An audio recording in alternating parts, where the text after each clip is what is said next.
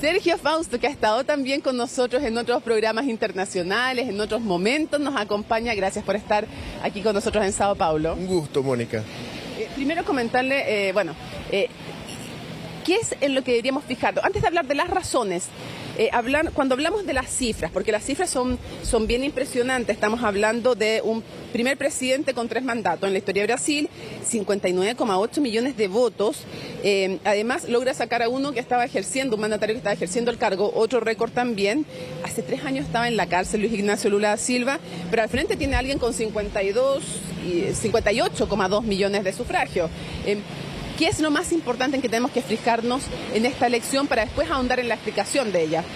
Bueno, en primer lugar hay que subrayar el hecho de que ganó Lula en contra de toda la maquinaria del gobierno, que se puso en full como para empujar la candidatura de Bolsonaro, ¿no? Y ahí hubo de todo, ¿no? Hubo un impulso fiscal casi irresponsable para impulsar la candidatura de Bolsonaro, y hubo también la instrumentalización de órganos del Estado.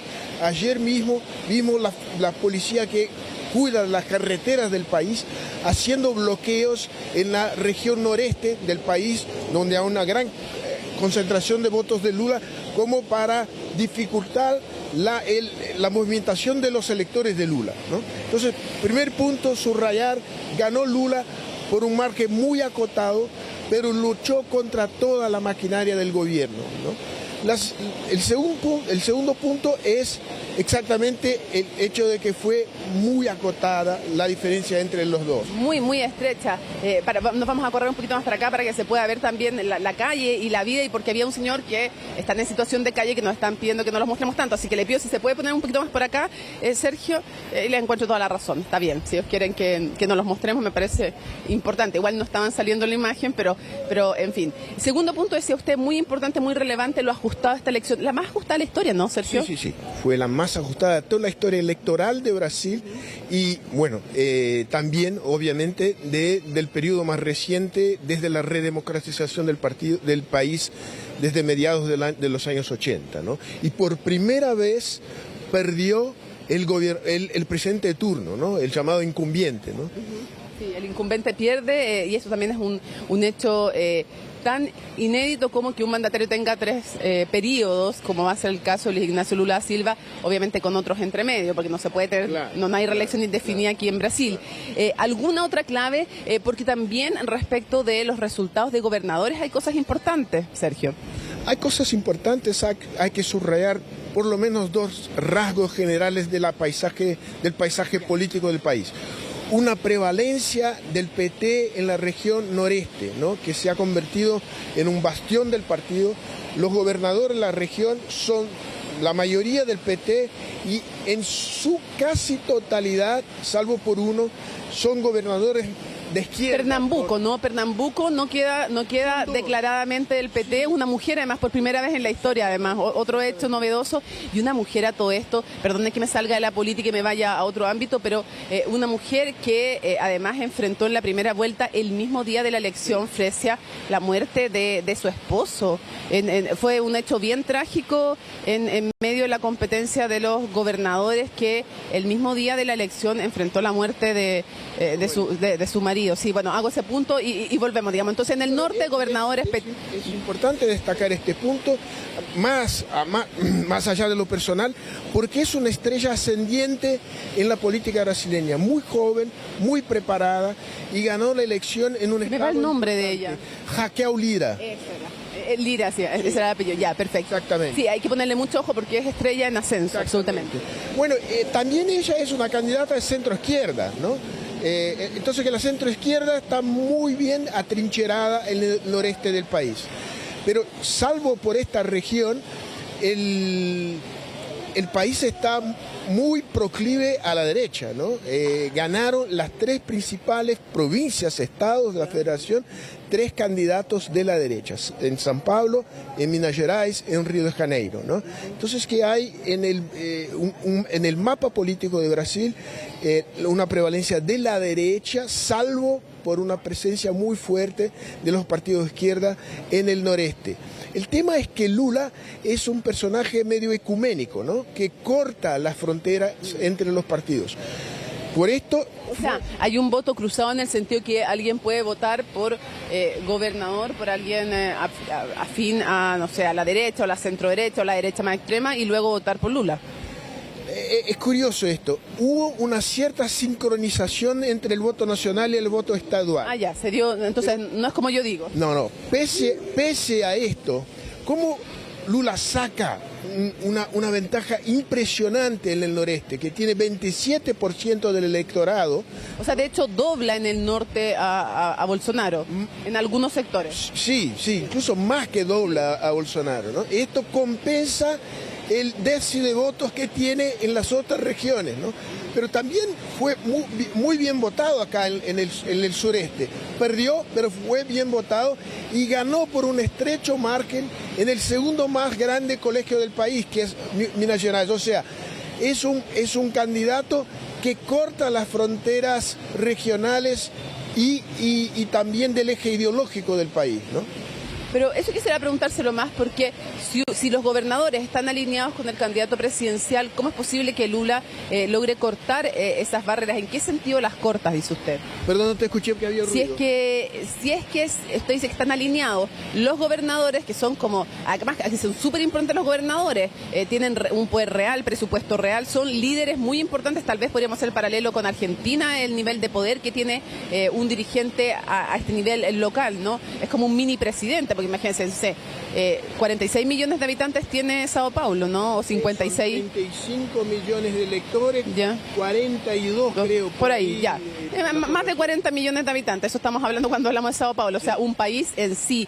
Entonces, ¿cómo podría darse que si están alineados los gobernadores con el voto del candidato presidencial? ¿A qué se refiere cuando nos dice que corta Lula el eje de los partidos? Mónica, cuando termina la elección y se empieza la administración de los estados, esto ha sido siempre así en Brasil.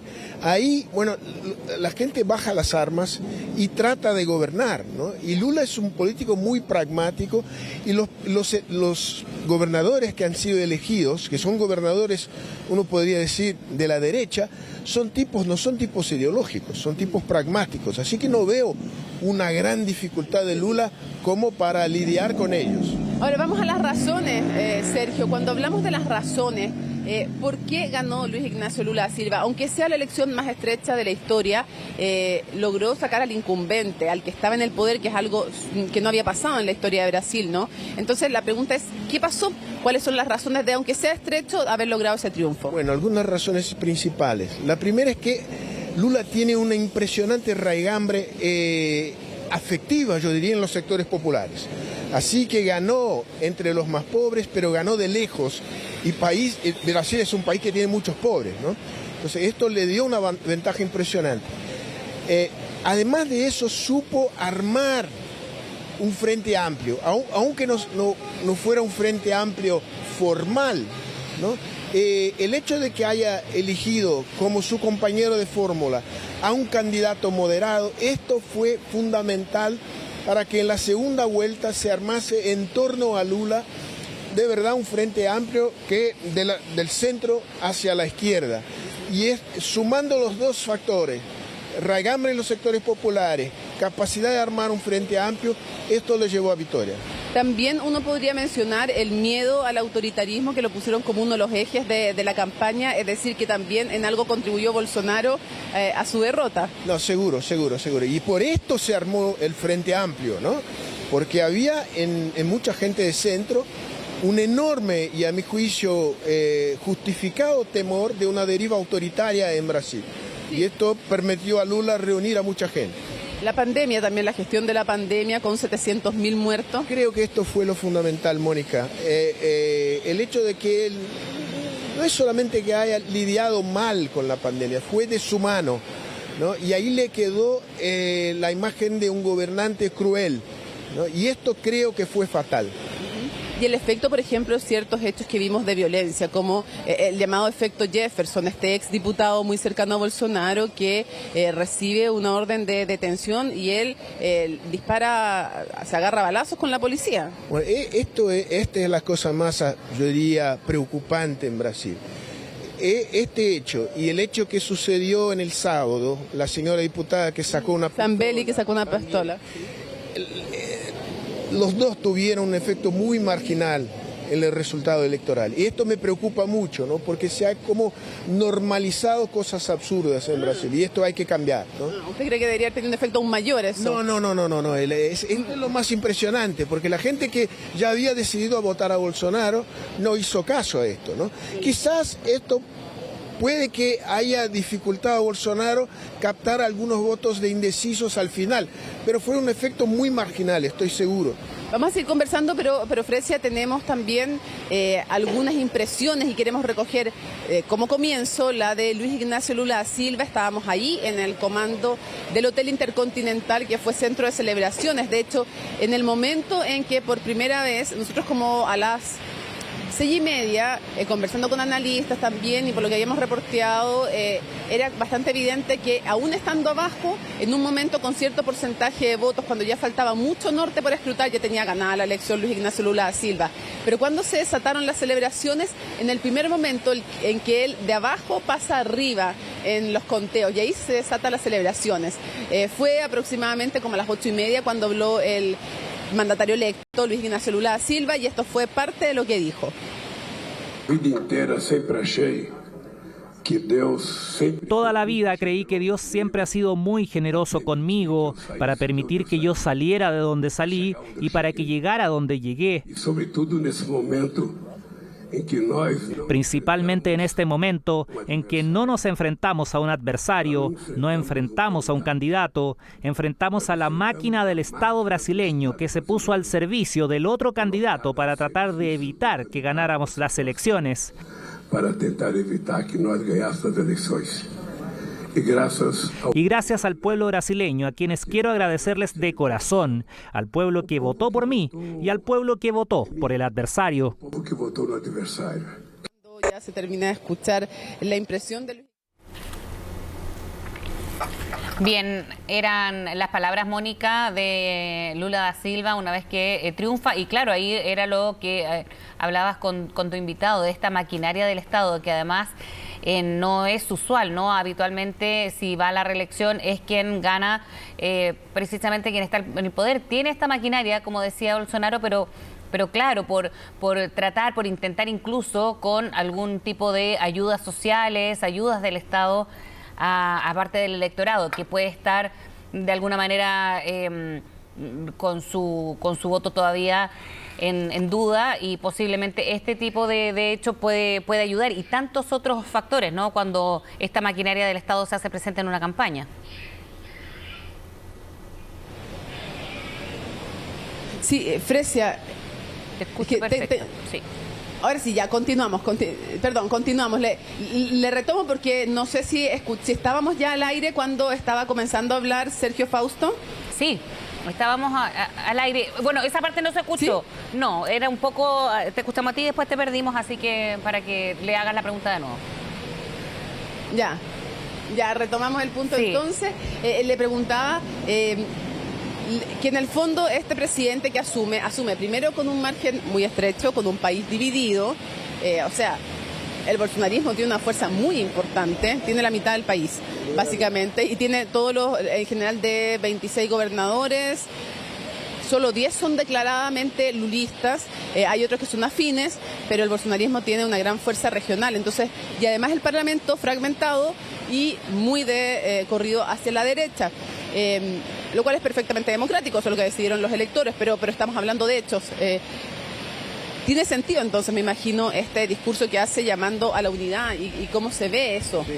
Sí, esto es fundamental, ¿no? Él tiene que armar una coalición parlamentaria incorporando a su coalición electoral a los partidos del centro tradicional, que se achicaron, pero que todavía son una fracción importante en la Cámara de Diputados, en el Senado, y creo que él buscará armar una coalición que le dé una mayoría simple. Es muy difícil que tenga una mayoría suficiente como para aprobar enmiendas a la Constitución, porque esto le requeriría 3/5 del Congreso y del Senado. Está muy lejos de esto. Pero, ojo, A ver lo que pasa también con el bolsonarismo, ¿no? Porque ahora el bolsonarismo no estará más en el poder, ¿no? Y creo que habrá una disputa al interior de la derecha para ver con quién queda la batuta, si con la ala más ideológica radical del bolsonarismo, el jefe es Bolsonaro, o si con gobernadores y parlamentarios que son políticos de derecha, pero son políticos más convencionales, yo podría decir.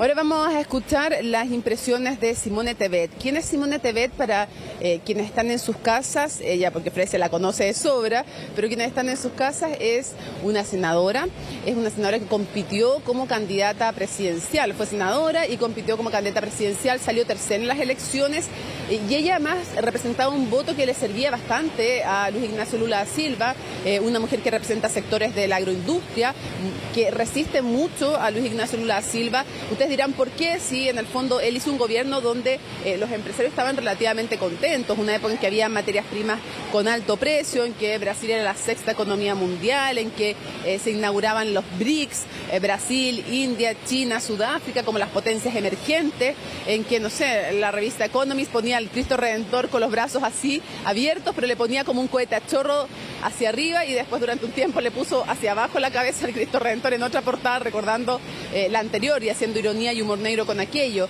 pero tenían resistencia en esos sectores, en sectores más conservadores, más tradicionales, entre otras cosas, porque hay una disputa importante por el Amazonas, cuánto talar de la tierra también, cuánto talar de bosque para tierra cultivable en un país que es una agropotencia, que es algo que se ha comprometido a parar también Luis Ignacio Lula da Silva, recordar la cifra de que de el último año, de toda la selva virgen que se taló, que se destruyó, el 40% corrió por parte de Brasil, estamos hablando de toda la selva virgen del mundo que se taló, 40% por Brasil, estamos hablando de un 15% de deforestación en el último periodo, el más alto aproximadamente respecto al Amazonas, el más alto de los últimos 15 años, además. O sea, de eso estamos hablando y, por lo tanto, es un terreno en disputa importante que tiene implicancias medioambientales, pero también económicas. Simone Tebet le dio el apoyo y le dio un apoyo mucho más decidido que el que le dio Ciro Gómez. Ciro Gómez, como ustedes lo podrían hacer el paralelo en Chile, a Lomeo, en el fondo, con Eduardo Frei, lo apoyó sin nombrarlo. En vez de ser el candidato al 20 y tanto %, habló de que Ciro Gómez dijo, yo voy a hacer lo mismo que mi partido. Y el partido había decidido apoyar claramente a Luis Ignacio Lula da Silva, con más o menos ganas, pero lo había decidido apoyar. Pero él no se incorporó a la campaña, él ni siquiera nombró a Luis Ignacio Lula da Silva cuando lo apoya, como les decía, y finalmente entonces se da lo que conversábamos y lo que mencionábamos, y es que es un apoyo mucho menos decidido de él. En cambio, Simone Tebet fue con todo en la campaña. Dicen algunos que incluso le entregó ciertos datos o tips, como por ejemplo, no te vistas tanto de rojo, ponte camisas azules, eso es mucho mejor, y fue una figura que daba calma, prestancia, y la vimos, conversamos con ella en CNN Chile. A la entrada nos dijo que tenía que esperar, porque vimos su llegada en vivo, que generó mucha expectación cuando ella llegó al Hotel Intercontinental. Entró por el frente, eso también es una señal política, mostrándose frente a la gente como un respaldo político además, y es importante en ese sentido. ¿Qué ocurrió entonces? ¿Qué dijo ella cuando conversamos ahí al finalizado el discurso de Luis Ignacio Lula da Silva? Veamos. Queremos agradecer al pueblo brasileño porque les debemos el fortalecimiento de la democracia. Recuperamos la democracia gracias a cada voto. Con eso protegemos a América Latina de cualquier futuro candidato a presidente de la República que es autoritario. Dictadura nunca más.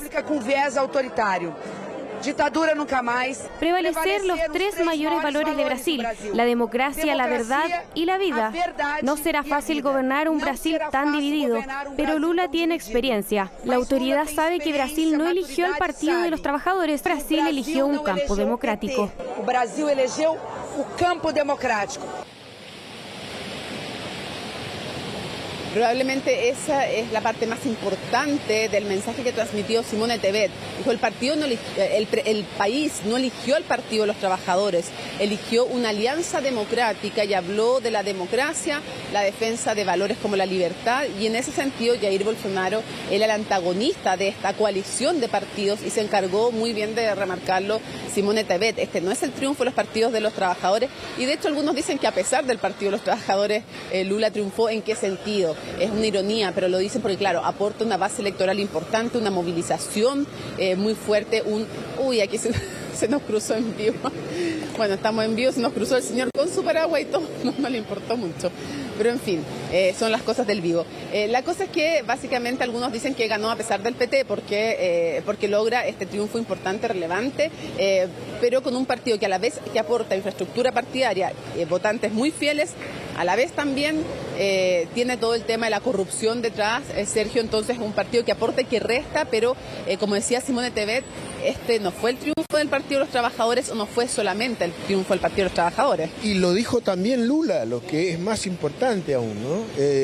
Lo dijo de manera, lo puso muy en claro, que no gané yo, no ganamos nosotros del partido, ganó un amplio frente democrático. Y creo que esta fue una señal súper importante. ¿Qué cabe esperar de las relaciones internacionales y de la relación con Chile? Usted conoce bien Chile, hasta ahora vez en nuestro país. Bueno, veo con optimismo realista, ¿no? Creo que volveremos a tener un espacio importante en las relaciones internacionales, ¿no? Tuvimos ahí una caída de prestigio brutal con Bolsonaro, casi nos volvimos parias en el escenario internacional. Creo que hay muy buena voluntad en relación a Lula en Europa, en Estados Unidos, con el gobierno Biden. Creo que en la región también. Se trata de aprovechar esta situación y creo que Lula tiene una experiencia en el área internacional, ¿no? Tiene conexiones en el área internacional. A mi juicio, lo que sería necesario es trasladar estos mensajes de un frente amplio e interno hacia afuera, o sea, de hacer relaciones internacionales sin tintes ideológicos y aprovechando todas las conexiones que Brasil ha armado a lo largo de la historia, ¿no? Y que se han casi roto o muy dañadas en los últimos 4 años. Sí, ahí uno de los puntos que se le critican, y desde mi perspectiva, esta es una opinión, Fresia, con razón, es que ha sido débil para condenar las dictaduras de izquierda. Tiene vínculos históricos, ideológicos con países como, por ejemplo, Cuba, y en ese sentido ha sido bastante más ambiguo de lo que han sido otros mandatarios. Sí, son ambiguos con respecto a esto, y creo que ellos deberían se dar cuenta que esto les dañó internamente. Es impresionante cómo la derecha pudo inflar la amenaza del comunismo. ¿Y dónde estaba basado esto? Estaba basado en una retórica, por lo menos una retórica de Lula y su partido, muy poco crítica, para decirlo. Estamos siendo generosos, ¿no? Sí. Y esto filtró en la. Es impresionante, Moneca. Si uno toma un taxi o un Uber y habla con esta gente, son gente de clase media baja, ¿no? Esta gente repite el discurso que el comunismo nos amenaza, y la prueba son las relaciones, por lo menos al nivel retórico, entre el PT y Nicaragua, Venezuela y Cuba. Y le digo que nosotros, cuando estuvimos recorriendo distintos locales de votación, nos preocupamos de ir a distinto tipo de sector, de distintas clases socioeconómicas, y la verdad es que entre la gente de hartos recursos también, el mismo temor. Ah, sí, de clase alta ni hablar, de clase alta ni hablar. Pero lo más llamativo es que gente de clases medias y clases medias bajas, ¿no?, compraron este discurso. Y es casi inútil argumentar que es absurdo imaginar que Venezuela, Nicaragua y Cuba sean una amenaza a Brasil. Entonces que es muy poderoso este discurso, y creo que llegó la hora del PT hacer un giro, ajustar su posición en relación a estos regímenes que son, indubitablemente, son regímenes autoritarios, ¿no? Le preguntamos también a Dilma Rousseff. Ayer pudimos conversar con Dilma Rousseff y le preguntamos por América Latina y por Chile. Escuchemos. Seremos compañeros de Chile y de toda América Latina. Seremos fuertes si estamos juntos. Somos casi 1 billón de personas. Esto es muy importante para todos nosotros. Y esto es muy importante para todos nosotros. ¿Qué hará ahora Jair Bolsonaro? Es la pregunta del millón. No creo que va a reconocer el resultado, ¿no? No lo veo haciendo una llamada civilizada a Lula. tampoco lo veo incentivando y estimulando a protestas en el país. Ha habido ahora un bloqueo de camioneros. Sí, pero son cosas por ahora, por lo menos muy aisladas, no hay coordinación, ni hubo un pronunciamiento de Bolsonaro en el sentido como para movilizar estos sectores más radicales de su base. Entonces, que de hecho es la pregunta del millón, ¿no? ¿Cómo va a reaccionar Bolsonaro? Como un político, por decirlo de alguna manera, de buen sentido, ¿no?